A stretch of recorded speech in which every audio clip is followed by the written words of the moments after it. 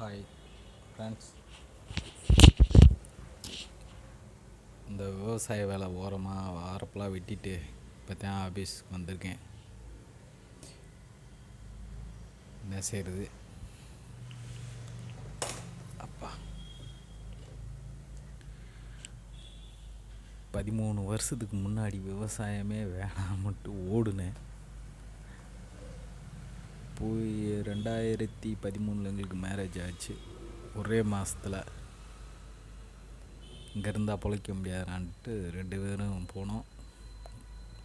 போய் ஃபஸ்ட்டு கோயம்புத்தூரில் போய் இருந்துட்டு எப்படியே கஷ்டப்பட்டு சந்தோஷப்பட்டு 11 வருஷம் 2024 ரிட்டர்ன் விட்டான். 11 வருஷம் அங்கே இருந்தோம்.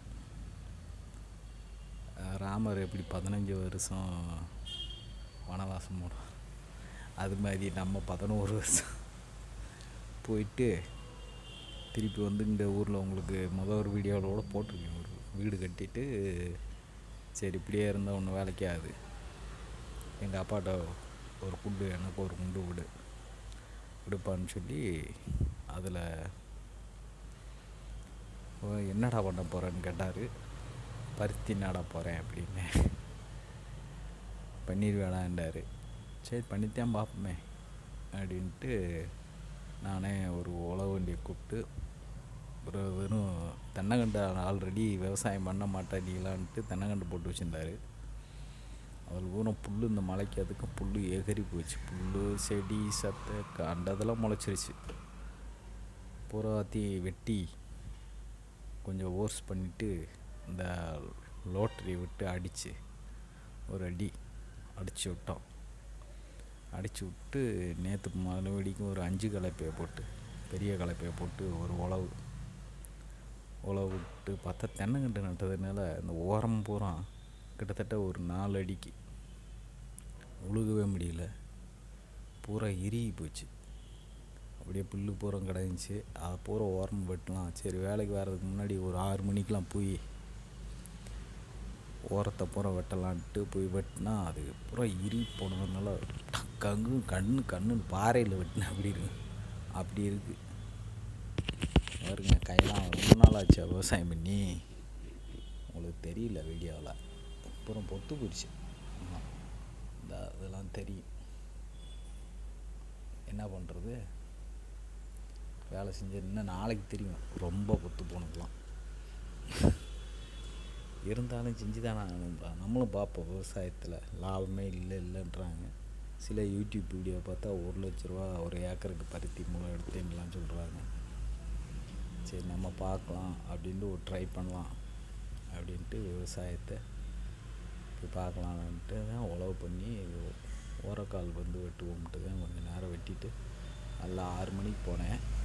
6 மணிலேருந்து 8 மணி வரைக்கும் வெட்டினேன். ஒரு 3/4 வரப்பு வெட்டினேன்னு வைங்களேன். வெட்டிட்டு வந்திருக்கேன். இன்னும் சுற்று வரப்புலாம் இருக்குது. அதை நாளைக்கு வெட்டலான்ட்ருக்கேன். பருத்தி நன்னோம்னா கொஞ்சம் நல்லா புளியை வந்து காய போடணுமா. 2 நாள் நல்லா வெயில் அடிச்சு உழவு பண்ணி இது பண்ணேன். ஏன் நேரம் என்னமோ இன்றைக்கி பூரா மோடம் போட்டு மழை பெய்ய போகிற மாதிரி இருக்குது.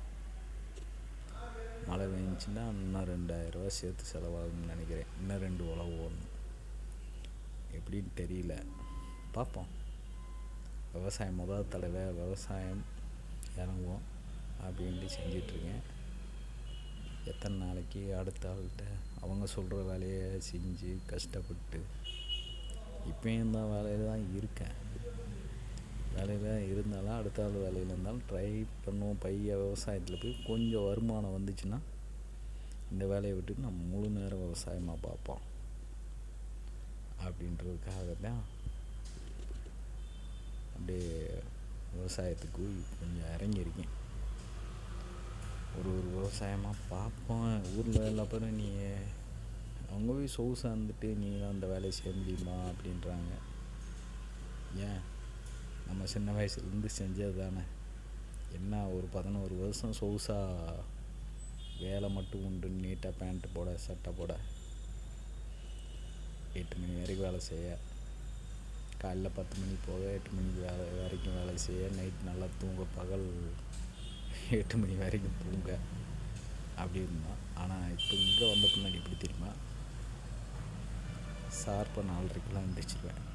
எந்திரிச்சிட்டு போய்ட்டு பூ எடுத்துட்டு 6 மணிக்கு அவங்களுக்கு ஆல்ரெடி சொல்லியிருக்கேன், தொடர்ச்சியாக வேலை தான்.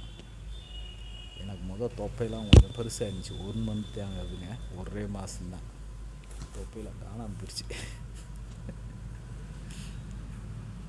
உடல் ஆரோக்கியமாகிறதுக்கு உழைப்பு அதிகமாச்சுங்க, தேவையில்லாமல். ஆனால் கோயம்புத்தூர் மட்டும் கொஞ்சம் நாள் தொப்பை கொடி போச்சுன்ட்டு காலையில் இருந்துச்சு வாக்கிங் போனேன், அது போனேன் இது போனேன், குறையில.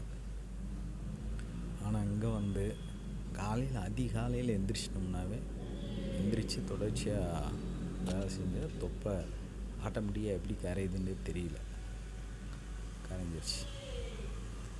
ஓடிக்கிட்டே இருக்கேன். சரி பார்க்கலாம், உங்களுக்கு அடுத்தடுத்து வீடியோவில் என்னென்ன செய்கிறேன், எப்படி நான் அந்த பருத்தி நடவு பண்ணி அந்த பருத்தியில் எப்படி லாபம் எடுக்கிறேன்னா, இல்லாட்டி அந்த பருத்தியிலே இதோட நாசமாக போகிறேன்னா தெரியல. பார்ப்போம். பருத்தியில் ஜெயிக்கிற மாதிரி அவன் பிக் பாஸில் போயிட்டு 100 நாள் அப்படின்ட்டு உள்ளே வேலை செஞ்சுட்டு இருக்கானுங்க. நான் அதே 100 நாள் மாதிரி என்னுடைய ஓன் முயற்சியால் நான் விவசாயத்தை பண்ணி 165 நாள் பயிராக கூடனா 180 நாள் அதுக்குள்ளே எடுக்கிறேன். வாழ்த்துங்க. கொஞ்சம் எப்படியாச்சும் இந்த பையனுக்கு கொஞ்சம் வருமானம் வரணும் அதில் அப்படின்ட்டு. உரம் மருந்து, ஆனால் நம்ம சம்பளமும் கம்மி, இதுவும் கொண்டு போய் அதில் போட்டுக்கிட்டுருக்கேன். இதில் போட்டு நம்ம லாபம் எடுத்தால் தான், அதில் நல்ல லாபம் வந்துச்சுன்னா இந்த கம்பெனிக்கு ஒரு கும்பிட போட்டு என்னுடைய ஓன் வேலையை போய் பார்த்துருவேன், சொந்த வேலையை, விவசாயத்தை. அதுக்கு பெரிய வருமானம் வரணும்னு என்னை வாழ்த்துங்க. நன்றி, வணக்கம்.